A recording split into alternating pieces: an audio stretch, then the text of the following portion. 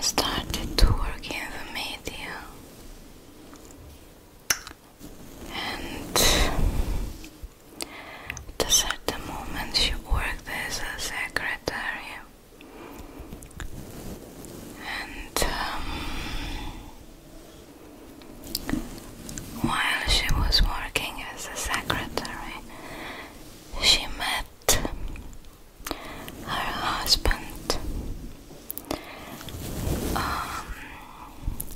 and they got married in 1996. Her husband's name was John. They had a very happy marriage, and Helen was extremely happy as a wife, and also her career boomed. She became a very prolific author, and in all she had 22 books of short stories, picture books, and fiction for young adults published. But sometimes, as Helen used to say in her blog, bad things happen, and both Helen and her husband were workaholics. They loved their work very much, both of them, and they somehow felt at a certain point that they neglected other things, sacrificing them, and they decided to leave everything and just go on a holiday to a place which was very dear to their hearts, a place where they, from what I understood, they had spent their honeymoon. So they went in 2011, February. They went on a holiday in Barbados. They had been together for 22 years and married for 15. And their husband drowned. It was, of course, unexpected. They went there to enjoy a holiday, their holiday, and she had to return without him, and it was an extremely traumatizing experience. She tried somehow to cope with the grief, writing a blog, which became later on a real book. She tried to share and help the others, to share her experience in order somehow to help the others who felt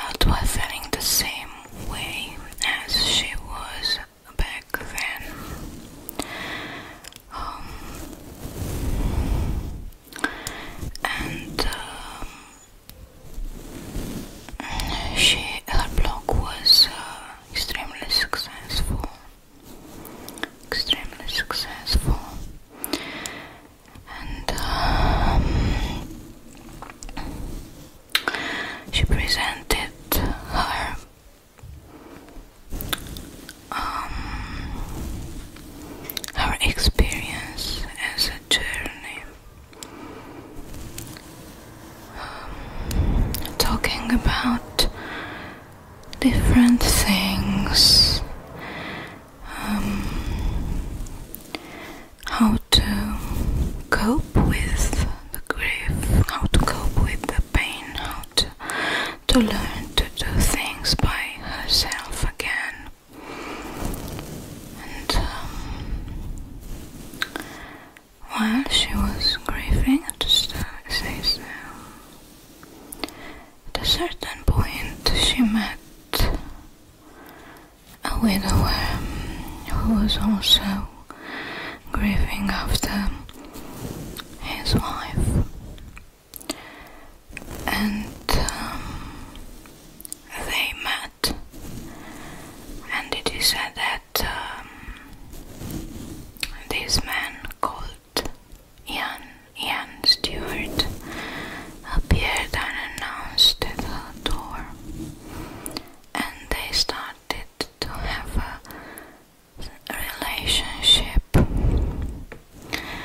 They met in 2011, and a year before, Ian Stewart's wife had also died from a seizure, from a fit. And Helen's experience, presented in a blog, turned into a book which was dedicated to her grey-hair widower, Ian Stewart, as she used to call him.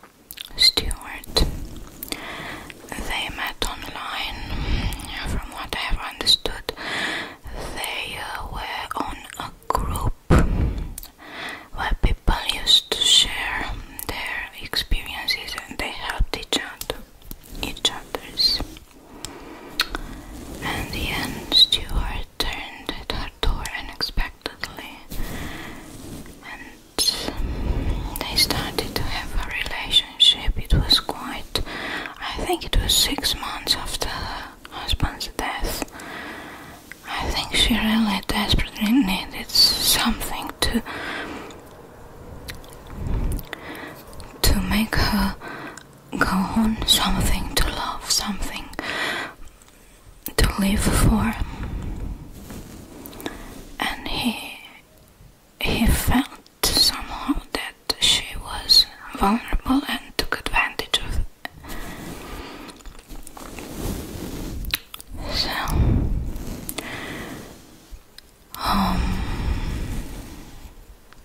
Ian was unemployed.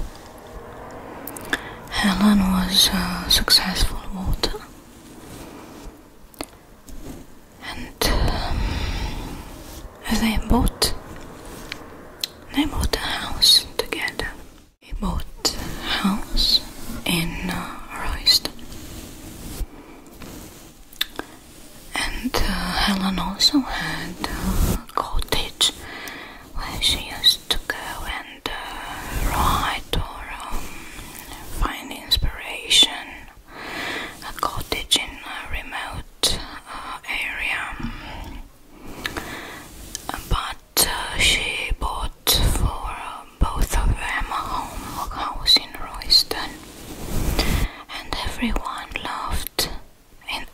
in the neighborhood loved Helen because she was so open-hearted and kind and polite. Helen and Ian got engaged and they decided to get married.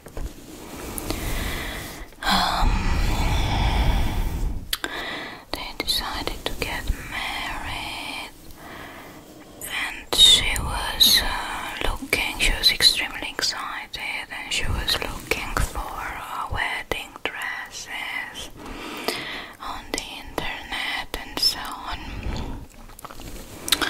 They seemed from outside, they seemed to be very in love, and just a couple, a normal couple that loved. They seemed to love each other, and still, after being last seen out walking her dog on the 11th of April 2016, Helen Bailey was reported missing by her fiancé Ian Stewart. So he calls to report that, and the phone call is extremely strange. So they were about to get married. They were, or at least Helen was making wedding plans, and Ian calls to report her missing and calls her his partner. He doesn't call her his future wife, I don't know, or my fiancé, or calls her my partner. And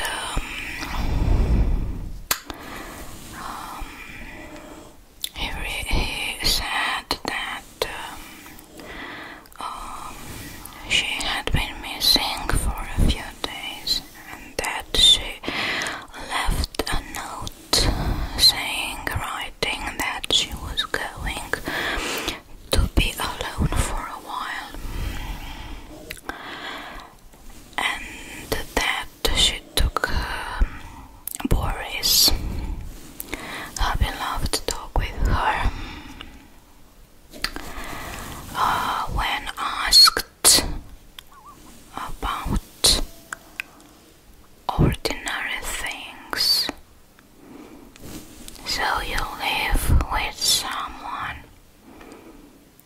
for a while, you decide to get married, and you do not know,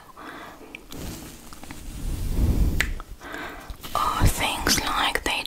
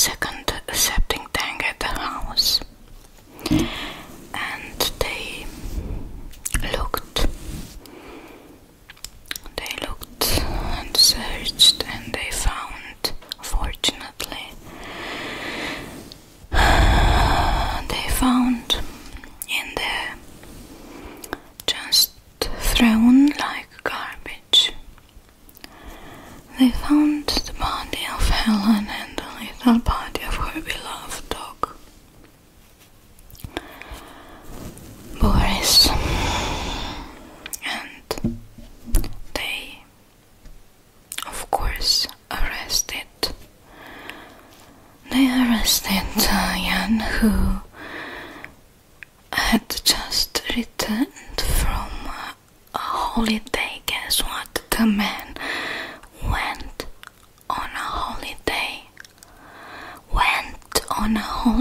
To a place where they intended to go. They intended to celebrate their honeymoon. And he went there by himself. And he returned from the holiday, and the police were waiting for him. And they arrested him. And the only thing that he could say was, "Are you joking?" So he didn't say, "Did you find Helen? What happened?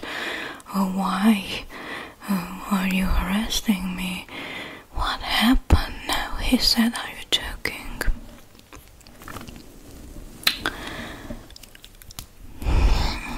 So finally police confirmed that the remains found were Helen's.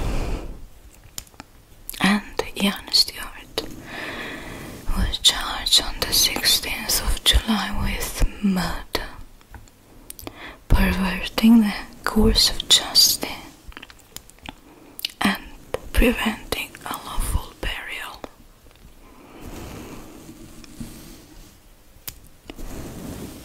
And they, of course, the police tried to understand what was the motive, and they could find out that Helen had changed her will, and in her will she left everything that she owned. She had to Jan.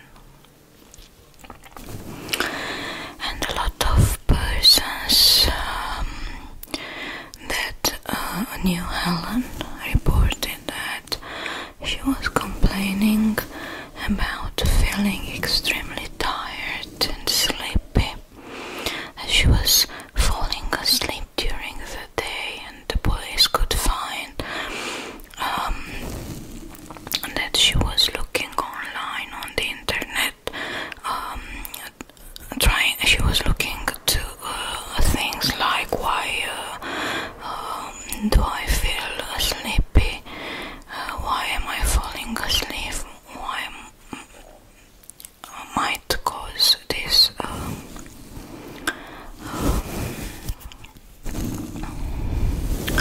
tiredness, continuous tiredness, and probably Helen was planning to go to the doctor to see what was wrong with her.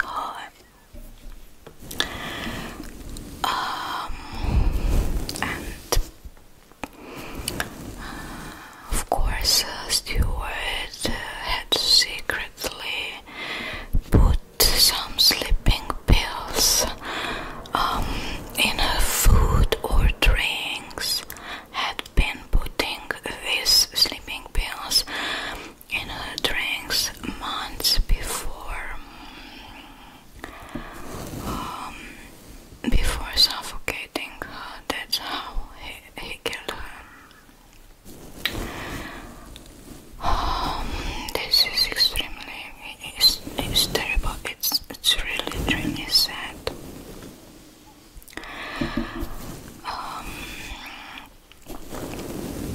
Stewart is a killer, but he's not a very smart one. He connected Helen's mobile phone to the Wi-Fi router in the couple's holiday home in Kent.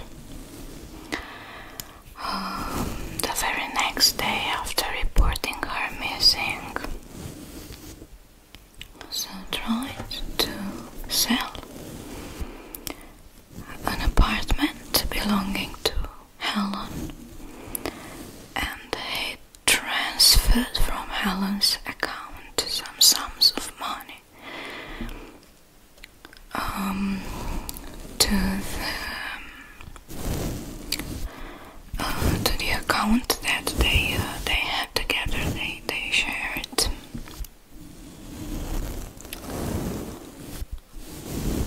he lied. He tried to sell her apartment and she omitted to say that his partner was missing. He told the solicitor dealing with the sale that Helen was not feeling well and couldn't come. On top of all this, Helen also had a large life insurance policy.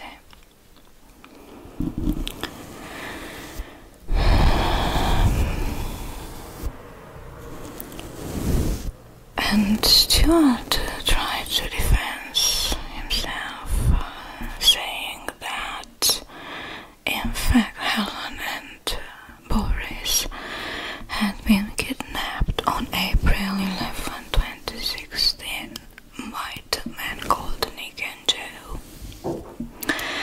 And he said that he couldn't tell the police about this because he wanted to keep Helen safe. He was afraid that the kidnappers would have hurt Helen.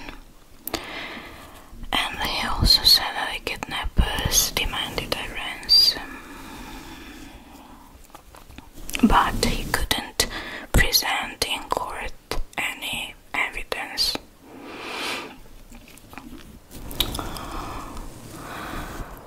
In spite of this, the jury found Ian Stewart guilty of Helen Bailey's murder, and she was sentenced to life in prison with a minimum of 34 years. He will be eligible for parole when he will be 90 years old. So he becomes eligible for parole when he will be 90 years old.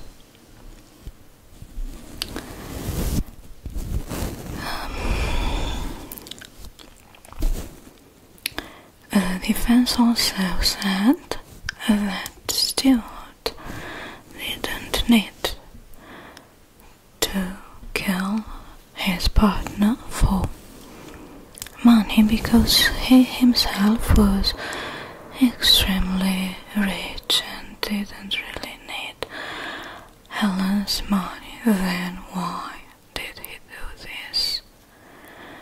Why? Because he's just greedy, wicked, narcissist and a psycho.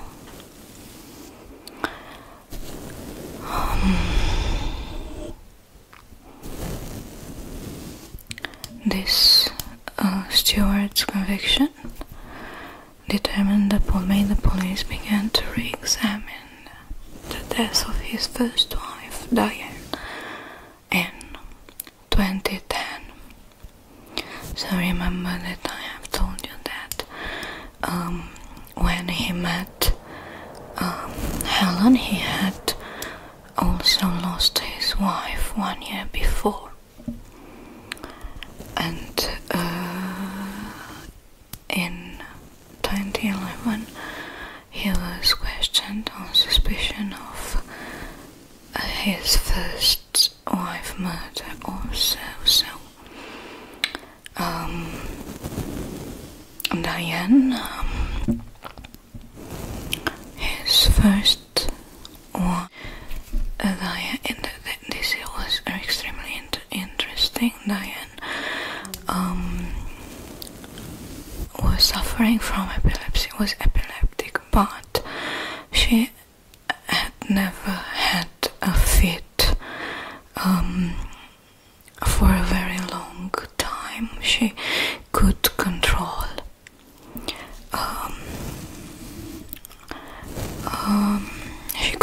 it very well, but out of the blue she had a fit and died, or at least that is what Ian said. And she was cremated, and the only thing that was left was her brain, because she donated to the science. And analyzing this, they somehow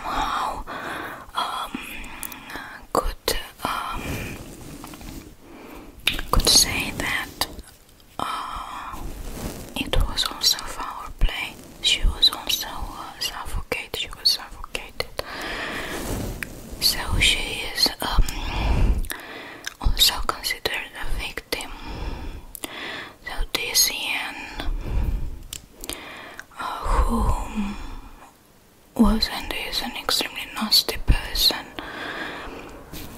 That kind of person who refused to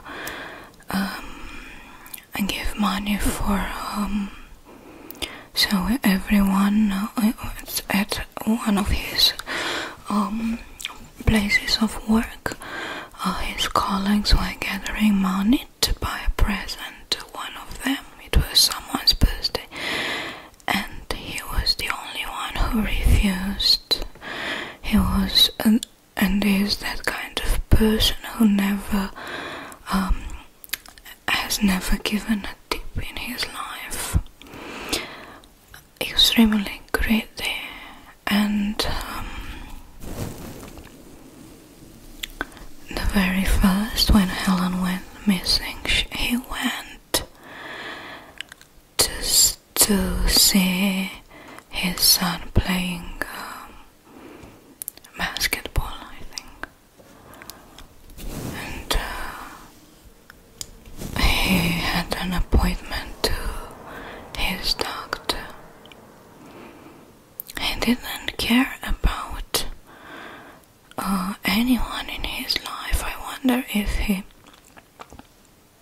is able to love his two sons.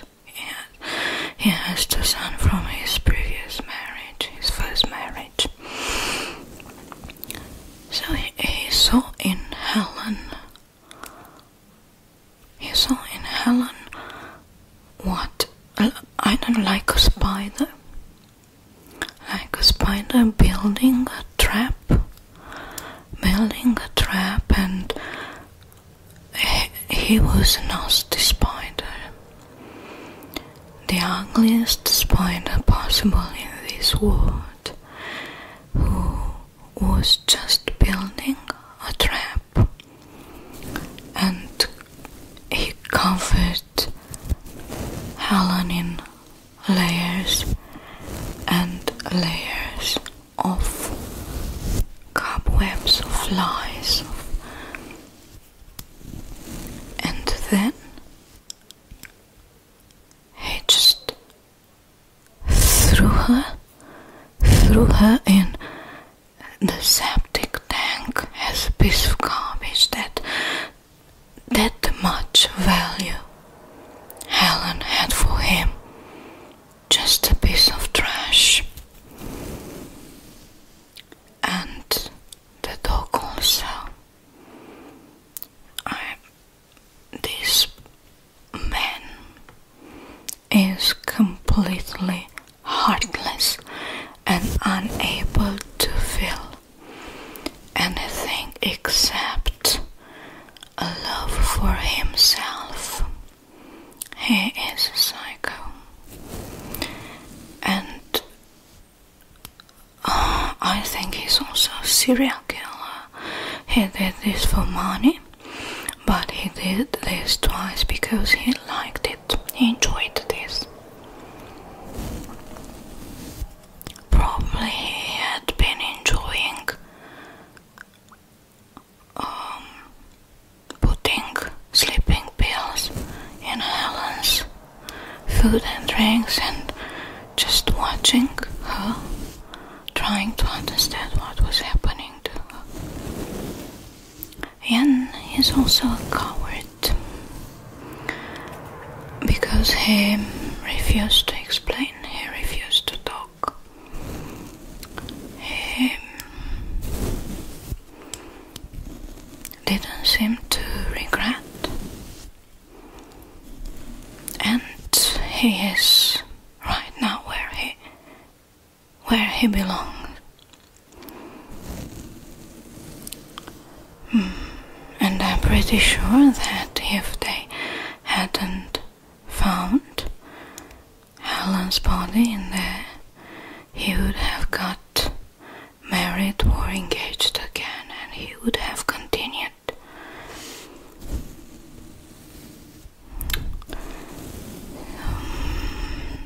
These two people were just like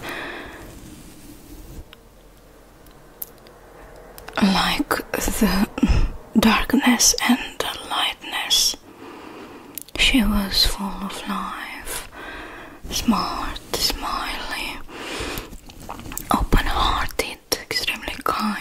loved animals, and he was dark and